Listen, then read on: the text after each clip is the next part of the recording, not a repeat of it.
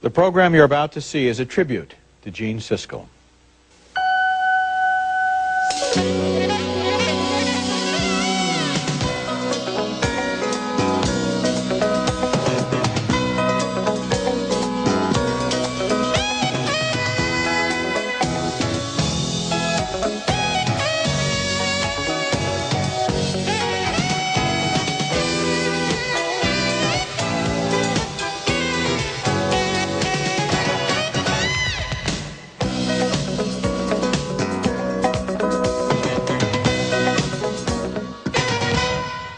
I lost my good friend last week when Gene Siskel passed away. My colleague and sparring partner was only 53 years old when he died from an illness he'd been fighting since last May. Gene continued as long as he could to do the job he loved. On the first few shows after his surgery, he phoned in his reviews from his hospital room. Then he returned here to the set where only a month ago he was seated right there across from me in the balcony reviewing the latest movies. People have asked me why he continued working so long when he was ill, and the answer, I think, is he had a real passion for his job and he thought it was worth doing. This program is a collection of memories of the Gene Siskel that we knew, not only the film critic, but the journalist, the sports fan, and the very funny guy. On this first segment of Remembering Gene Siskel, we thought we'd go back and retrace the evolution of the Siskel and Ebert program, how a couple of newspaper guys from Chicago found themselves on TV. In our early days, all either one of us ever wanted to do was work for a newspaper, but then somehow we both got television jobs, and in our early appearances, we looked just a little ill at ease. And in this movie, his name was Spiegel, which is Swedish for mirror. In an interview earlier today in our newsroom, Jessica Lange told us she was really roughed up while working on this mechanical monster movie. Little did either one of us know that we were about to be given the opportunity to work together, and for that matter, little did either one of us desire that. In the autumn of 1975, Chicago's public broadcast station, WTTW, decided there ought to be more talk on TV about the movies. The name of the program is opening soon at a theater near you, and seated across the aisle from me is Gene Siskel, the film critic of the Chicago Tribune and Channel 2 News. This is Roger Ebert, the film critic from the Chicago Sun-Times. And on tonight's program, we'll be looking at 4 new feature films that are playing in town. Opening soon gave way after a season to sneak previews, and a producer named Thea Flom rode shotgun on us in those contentious early years. When we began this show, it was on not once a week, but once a month. So I would meet them once a month. We would get together to have lunch to discuss the show. And they would argue about everything, because each of them was afraid that the other one was going to get ahead of him. So we would argue about, they would argue with each other about where we were going to have lunch, picking out the restaurant. They would flip a coin to see who would get to do the main review on each movie. They would flip a coin to see who would get to go first at the beginning of the show. Thea also introduced us to a series of animal partners. It's time for Dog of the Week, the regular feature on this show where each of us picks the week's worst movies. That's right, Gina. My dog this week is a fish called Piranha. Well, now, continuing on the subject of bad movies, here's Spot the Wonder Dog, the cinematic canine who can spot a bad flick easier than he can find a fire hydrant. Oh, here he is, My Gene. goodness, Sparky the Wonder Dog leaping into the balcony. Hold on a minute, Gene. Here he is, Zeke the Wonder Dog, bounding into the balcony, jumping into the chair, sitting down, doing his trick, and leaving it. After 6 years of public television, we made the move to commercial syndication, and we called our new show At the Movies. In 1986, we moved over to Buena Vista Television, which has been our broadcasting home ever since. Where did the thumbs idea come from? Boy, I don't remember. I came up with that idea. And before me, the Romans. Why is the show Siskel and Ebert? And by the way, will it ever be Ebert and Siskel? No. You've signed on to Siskel and There's a long story about that, a long story. You know, I'm older. I've been a movie critic longer. E comes before S in the alphabet. I've got the Pulitzer Prize, and yet it's called Siskel and Ebert. And if you want to know why that is, you can ask Siskel. Flip of the coin. It was a flip of the coin. I would have been more than willing to have it be Ebert and Siskel, but it will never be that way. I first met Gene in 1969, about 6 years before our first TV show. In those early years, I don't think we had one single conversation of any length on any subject. I guess we preferred it that way because we were rivals working for competing newspapers. Only later did I learn the life story of a kid born on the north side of Chicago, where his first movie memories were of the old Nortown Theater. As a child, I saw movies here on the north side of Chicago at the Northtown Theater. It was an 8-block walk from my house to the theater here, and I felt like an adult for the first time, picking the pictures I wanted to see, eating the candy I wanted to eat. The films that made the greatest impact on me, the early Disney pictures, films like Dumbo. Rest your head close to my heart, never to part, baby of mine. He attended the Wick Clinton School and in recent years enjoyed going back to talk to the students there. That's me in the 2nd grade, back in the corner with the bow tie. It was in my 3rd grade classroom here at Clinton, a room much like this, that I first really felt good about myself as a student. The teacher, Miss Rudolph, took me aside and privately taught me long division. She made me feel like a star. I had never seen this footage before. Gene on his graduation day from Yale, where he majored in philosophy. At the Chicago Tribune, after less than a year on the neighborhood news section, he talked his way into the temporarily vacant movie critic's job by writing a letter to the editor. Years later, he added TV Guide to his schedule of weekly assignments. And besides our show, Gene had another national audience on CBS This Morning, where he reviewed movies and interviewed movie people. But Gene's first TV job, beginning in 1974, was as the movie critic for WBBM Channel 2 in Chicago, where he had a lot of fun with anchormen Bill Curtis and Walter Jacobson. The reason you didn't see the plane crashing into the building is that the film clip Warner Brothers supplied me with doesn't show the plane crash. Warner Brothers doesn't want you to see the plane crash into the building because it looks so cheap. But as a public service, I'm going to try to demonstrate the crash. I bought these toys this afternoon. Here's what the Medusa crash looks like. If this is a hit, I'm going to do the burning of Atlanta tomorrow from Gone with the Wind. It was as a journalist that Gene made his mark, landing a lot of big stories, including an interview he was really proud of with President Clinton. Didn't you like that Shall We Dance? Terrific. Damn, I thought that was both those good. two guys. Gene had an interesting description of his job. He called it covering the national dream beat. He thought the movies reflected what people loved and hated, desired and feared, and if you studied the movies people went to, you could learn a lot about their feelings. Of course, we didn't always agree on exactly what those feelings were. When we come back, some of our favorite moments from here in the balcony. The brutally honest Gene that you saw on television debating with Roger Ebert was also the real deal. He didn't mince words with anybody, me either. He told me once when I was nominated for an Oscar for The Color Purple, he told me, "You're not going to win. You are not going to win." Thank you, Gene.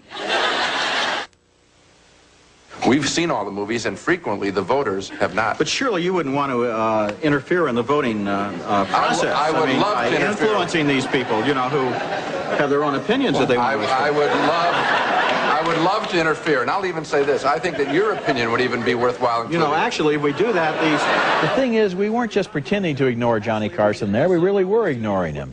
There were times when Gene and I became absolutely obsessed with being right and with pounding down the other guy's arguments. It really mattered to us what the other guy thought.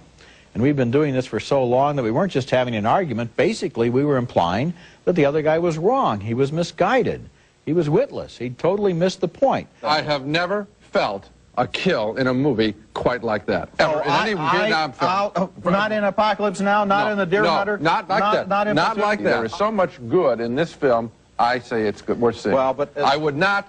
So if a friend asked me to see it, I'd say see it, but be prepared to be disappointed. Go see The Black Stallion instead. There's a film with little dialogue. So much better. I'm not wrapping myself in the flag of children. You're wrapping yourself in the flag of the sophisticated film critic who's seen it all. No, boredom. Boredom with Benji running. There are parts of it that are so bad, and there are parts of it that are strong, and I think you do know a little bit how to do the dance. You just get close and work out. This movie has the kind of chemistry between the grown-up world and a smart kid that I looked for and missed in Home Alone 2. It's amusing, it moves, and somewhat to my surprise, I liked it. Wow. Where's your big red suit and beard, Santa? You just gave them a gift. You didn't like this movie? No. The bear wasn't interesting, number one. Oh, I was interested in the bear. It's a real toss-up. Especially when it was chasing them. It's a toss-up, oh, good, as opposed to hibernating. Some people thought we fought all of the time, but actually we agreed most of the time. A lot of movies were clearly good or clearly bad, leaving only the ones in the middle to argue about. Gene loved it when he found a movie he could really praise. Because here we are with Hollywood cinema spending tens of millions of dollars to faithfully recreate towns and villages and everything else. And here, with people talking at a dinner table, it's just as fascinating. Millions died, we learn in this film, because a lot of people wanted them dead, because the rest of the world didn't care enough to keep them alive. What an achievement Shoah is. Because this guy, to me at least, has all the ammunition of a great filmmaker and shows it. We are living in very simple filmmaking times. Not this guy. And we must remember the filmmakers who had this idea, and I love when filmmakers have the courage to say, you know what, we're going to spend a whole bunch of time tracking people's lives. There isn't a dull moment here. There isn't an unoriginal moment. They have a very precise way of dialogue that is accurate. It is the way people talk. It reminded me of the experience of seeing Amadeus, in the sense of, you know, watching genius, and a genius who knew he was one, and everyone around knew and was thrilled by it. Our general rule on the show was always that we did everything live on tape, and all of our discussions were ad-lib. Our goal was to tape the show in real time, and we were hearing for the first time what the other guy said at the same time that the audience was. In practice, things didn't always go quite that smoothly. I feel good today. This is going to be a great show. Hold on a second. Here. Peas porridge hot, peas porridge cold, peas porridge in the pot, 9 days old. Our next movie is likely to be one of the more controversial European input. What are you laughing at now? No. It's that you went into your Vaughn Monroe baritone all of a sudden. All you go into is your sputter, the Elmer Fudd of film criticism. Okay, here we go.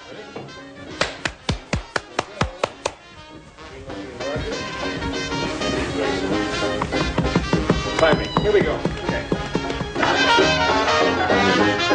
Who reads this? Did you write it? I don't know. Very well written, I probably did.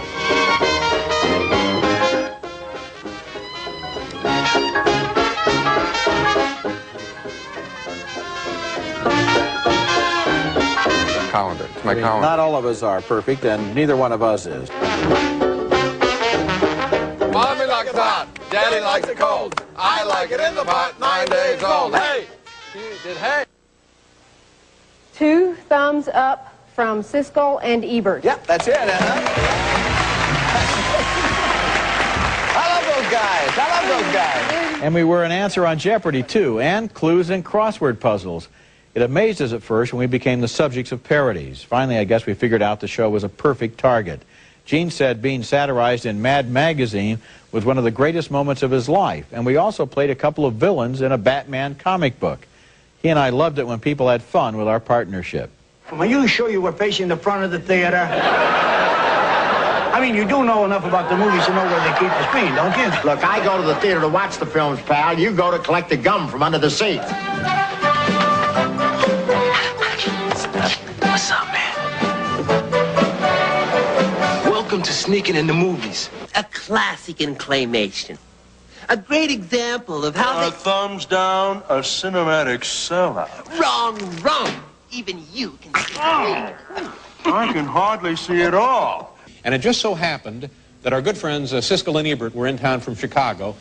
So I said, what the heck, I'm going to call up Siskel and Ebert, we're going to get the camera crew, and the three of us are going to go door to door in a neighborhood in New Jersey and just visit with folks. Roger can play the William Tell Overture on just like a surface with his hands. Oh, really?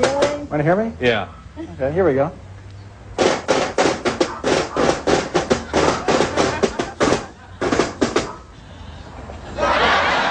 Gene here can name all 22 of the helping adverbs. Good, I'll put the flag out for him. Go ahead, Gene. Am, is, are, was, were, be, been, do, does, did, have, has, had, shall, should, will, would, can, could, may, might, must, ought. Who do you like better, Siskel or Ebert? You want to play some 2-on-2? You and me against Siskel and Ebert? Why not? Great. Take it back, Rod. There you go. Yes.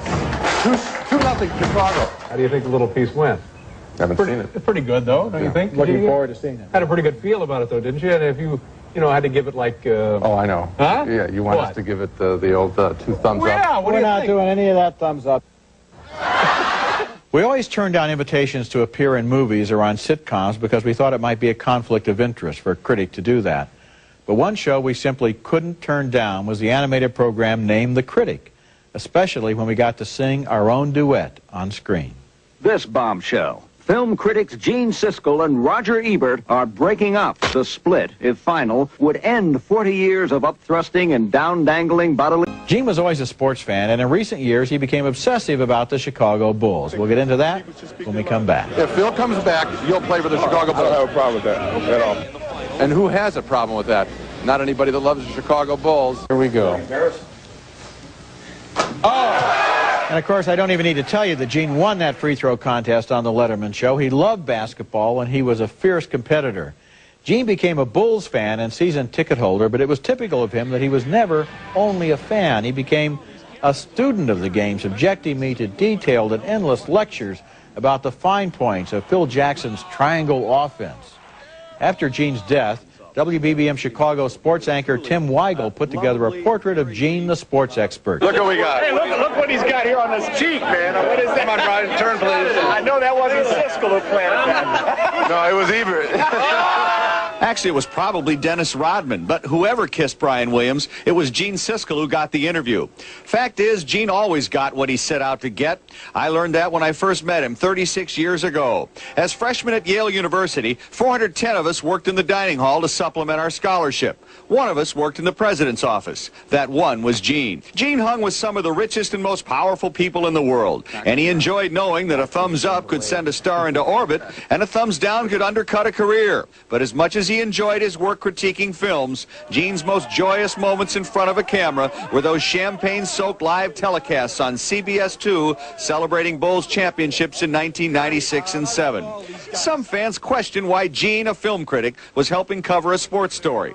The answer quite simply was that Gene loved the Bulls obviously loved Gene, and he was probably more knowledgeable than 75% of the sports reporters in those locker rooms.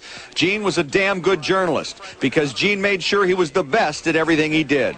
That was a really fine piece by Tim Weigel, and I was talking to Tim the other day. He told me that the obituaries all referred to Gene as a Yale philosophy major, which sounded pretty heavy duty. But Tim remembered that Gene also liked to dress up like Batman and make surprise appearances around the campus, and he was able to keep his identity secret for a week. When we come back, some closing thoughts about my friend Gene Siskel. Think we can do it, kid? I declare this bridge open. Hey! Whenever he interviewed someone for his newspaper or for television, Gene Siskel always liked to end with the same final question. What do you know for sure? Okay, Gene, what do I know for sure about you? Well, you were one of the smartest, funniest, quickest men I've ever known, and one of the best reporters. It was almost impossible to tell you anything that you didn't already know. Your friend Bob Green wrote in the paper that sometimes you seemed like a wise old man, and on other days you seemed about 11 years old. And I know for sure that seeing a truly great movie made you so happy that you'd tell me a week later your spirits were still high. I know you were a man who loved your family deeply and fiercely, your wife Marlene, your teenage daughters, and your young son. When we were honored last April by the Museum of Broadcast Communications, only a month before your surgery, I remember that you had a special message for your girl. I want to know, hasn't been mentioned, is that we found a job that we love.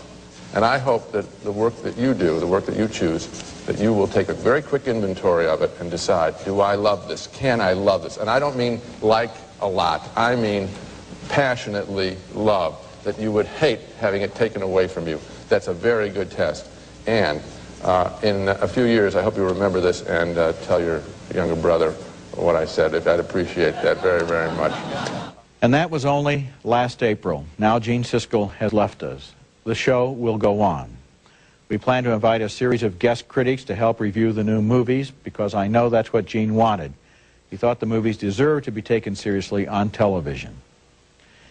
And let's see, what else do I know for sure about Gene? Well, people always asked if we really hated each other. And one thing I know for sure is that we didn't. This is going to come as an enormous surprise to my wife and to everyone else who knows us. But, you know, big guy, I love you. Gene often mentioned something Francois Truffaut once told him. The most beautiful sight in a movie theater is to walk down to the front, turn around, and look at the light from the screen reflected on the upturned faces of the members of the audience. You must remember this. A kiss is just a kiss. A sigh is just a sigh. Snowcaps, Raisinets, and Goobers. 3 box office hits starring Nestle Milk Chocolate. Moviegoers give them a definite 2 thumbs up. KitchenAid double-door refrigerator, trash compactor, portable convertible dishwasher, and solid-state touch options washer-dryer, all in almond. KitchenAid, for the way it's made. Redken Classics, hair care products formulated to create beautiful, healthy hair. So effective, their formulas transcend time, available exclusively at salons. Travel Savers, the nation's leading chain of independent travel agencies. Consult your yellow pages for the Travel Savers agency nearest you. Travel Savers.